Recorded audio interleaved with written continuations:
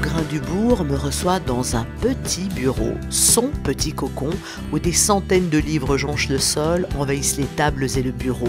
Ce producteur qui a présenté à la télévision de nombreuses émissions sur la vie animale, qui a animé à la radio Vivre avec les bêtes, qui a réalisé plusieurs documentaires, me parle sans détour de ses combats pour la défense animale, de ses coups de gueule, de ses idées sur la politique de demain.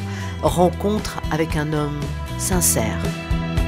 J'ai toujours eu le souvenir d'être en communion, en complicité avec les animaux, mais dès l'âge de 10 ans, au lycée Eugène Fromentin de La Rochelle, j'ai créé un club des jeunes amis des animaux, et il se trouve qu'à côté du lycée, il y avait le muséum d'histoire naturelle, et j'ai eu la chance d'être coaché par des préparateurs qui m'ont initié à la découverte de la nature sauvage, à découvrir ce qu'on n'appelait pas encore la biodiversité, et parallèlement à découvrir aussi que cette faune était menacée et que cette faune souffrait.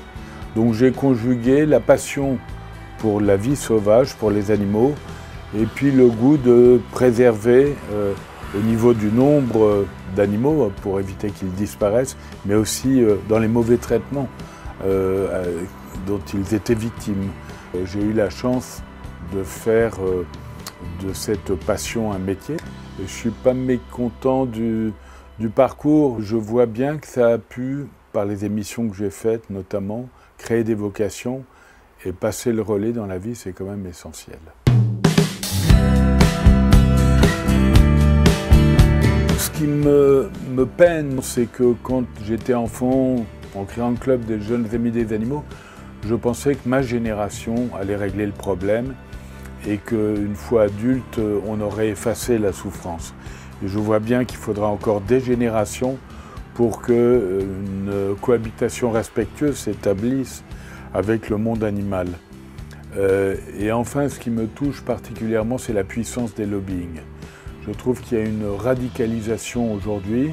Je le vois dans les méthodes d'élevage, l'agriculture industrielle, l'élevage industriel. Je le vois dans les abus de la chasse. Quand on lève le voile sur les élevages, notamment le quotidien que l'on soupçonnait, mais qui se confirme, et c'est effrayant. J'aurais préféré avoir tort dans mes angoisses, et non. Et je fais de la politique au niveau du citoyen que je suis.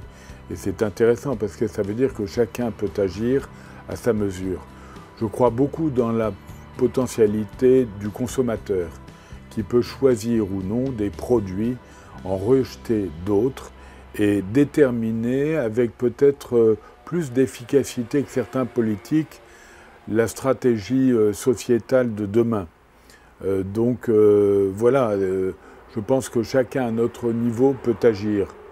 Si j'étais un homme politique, j'inviterais au respect du droit, ça serait la première des choses, et je tenterais un dialogue constructif, je ne sais pas de quelle manière encore, mais avec les lobbying, pour qu'ils comprennent bien que leur intérêt, il ne faut pas qu'ils soient aveugles, c'est d'aller dans le sens des idées que nous défendons, c'est-à-dire le respect de l'animal.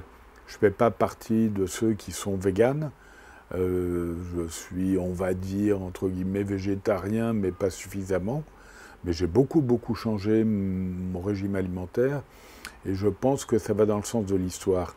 Les hommes politiques doivent avoir un coup d'avance et ils doivent voir venir les nouvelles préoccupations des consommateurs, des citoyens qui veulent devenir éco-citoyens.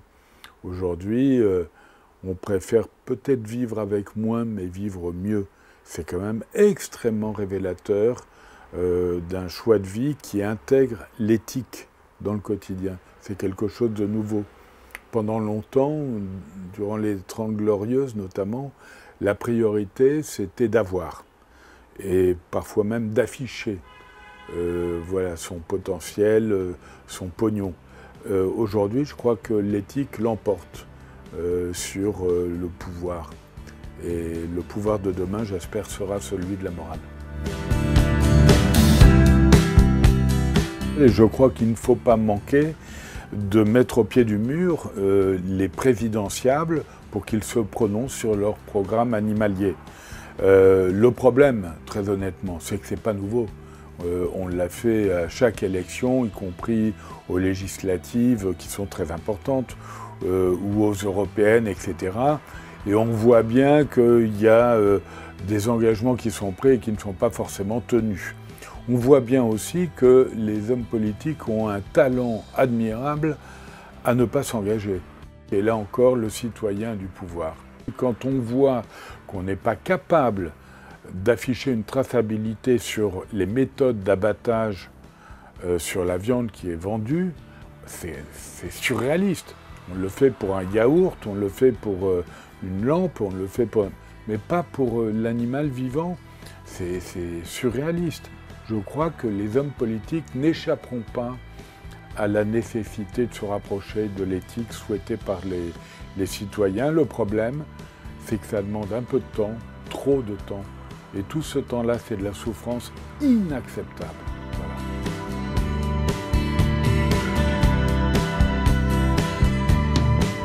Il ne faut pas hésiter à parler de la condition animale sans hystérie, mais avec détermination. Ne jamais lâcher. Voilà. Et je crois beaucoup, on voit bien que tous les dossiers qui réussissent, à l'origine, il y a des combats menés avec une détermination incroyable. C'est ça qui est important, c'est de ne pas lâcher, de revenir. Alors il y a des moments où c'est un peu désespérant, c'est sûr, mais on a le devoir de le faire quand on est habité par un peu d'éthique et par la passion des animaux. Alain Bougrain-Dubourg est depuis 30 ans président de la LPO, mais aussi administrateur de la Fondation pour la recherche sur la biodiversité, membre du Conseil économique, social et environnemental et du Conseil national de la transition écologique. Il est sur tous les fronts. On a des combats, mais au quotidien.